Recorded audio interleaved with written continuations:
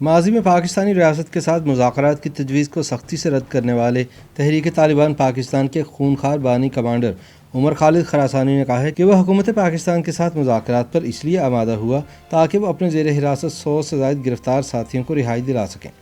ماضی میں پاک فوج کے جوانوں کی گردنیں کاٹ کر ان کے سر سے فٹ بال کھیلنے والے تحریک طالبان کی محمد شاخ کے سربراہ عبدالولی محمد اور کمانڈر عمر خالد خراسانی نے ہمیشہ پاکستانی ریاست کے ساتھ مذاکرات کی دعوت پر عدم اعتماد کا اظہار کیا ہے۔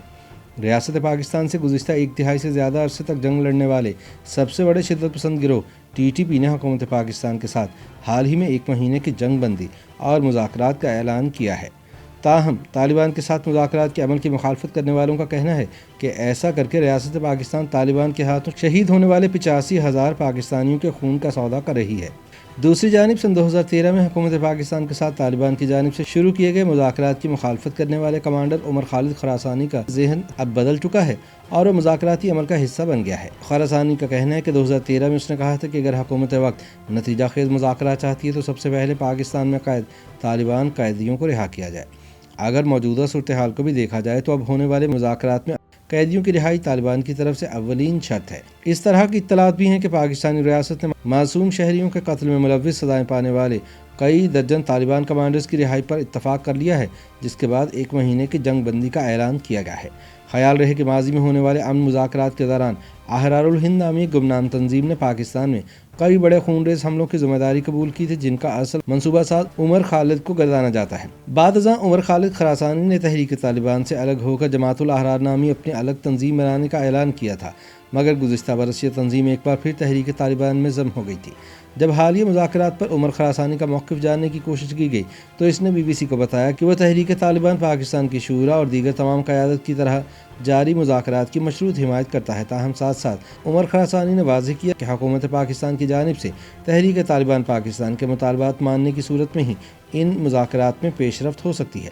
جن میں سے سر فہرست مطالبہ طالبان قیدیوں کی رہائی ہے۔ مصدقہ ذرائع کے مطابق طالبان نے حکومت پاکستان کو پہلے مرحلے میں رہائی کے لیے 102 دہشت گردوں کی فہرست دی تھی۔ عمر خراسانی کا دعویٰ ہے کہ حکومت نے اب تک ان کے قیدیوں کو رہا نہیں کیا اور اس سلسلے میں لیتولال سے کام لیا جا رہا ہے۔ بظاہر یہی وجہ ہے کہ خراسانی سن 2013 کی طرح اب بھی حکومت پاکستان کے ساتھ مذاکرات سے پوری طرح مطمئن نہیں۔ خراسانی کا کہنا ہے کہ اس کی سمجھ کے مطابق حکومت پاکستان ماضی کی طرح امن کے قیام کی بجائے اس بار بھی مذاکرات کو سیاسی مقاصد کے لیے استعمال کرنا چاہتی ہے۔ خراسانی کے بقول شاید تحریک طالبان پاکستان کی طرف سے ان مذاکرات میں عدم شمولیت کو جواز بنا کر حکومت پاکستان عالمی برادری کے ساتھ مل کر افغان طالبان کے لیے مشکلات پیدا کر سکتی تھی، اس لیے وہ ان مذاکرات پر تیار ہوا۔ بظاہر خراسانی افغان طالبان کے عالمی برادری کے ساتھ اس وعدے کی طرف اشارہ کر رہا تھا کہ جس میں طالبان نے اپنی سرزمین کو کسی دوسرے ملک کے خلاف استعمال نہ ہونے کی یقین دہانی کرائی تھی۔ اب جب وہاں پاکستان مخالف یہ سب سے بڑے شدت پسند گروہ کی موجودگی کا ناقابل تردید شواہد ہیں،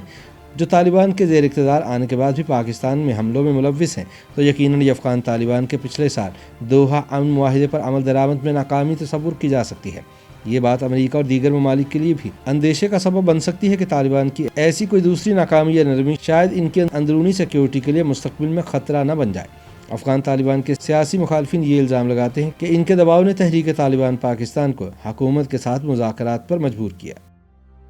YouTube پر گوگلی نیوز دیکھنے کے لیے youtube.com کی سرچ بار میں گوگلی نیوز TV ٹائپ کریں۔ گوگلی نیوز کے پیج پر سرخ رنگ کے سبسکرپشن والے بٹن پر کلک کرنا نہ بھولیے۔ YouTube پیج پر اپلوڈ ہونے والی ویڈیوز سے باخبر رہنے کے لیے بیل آئیکن پر کلک کیجیے۔ آپ کو ہر نئی ویڈیو کے بارے میں نوٹیفیکیشن موصول ہو جائے گا۔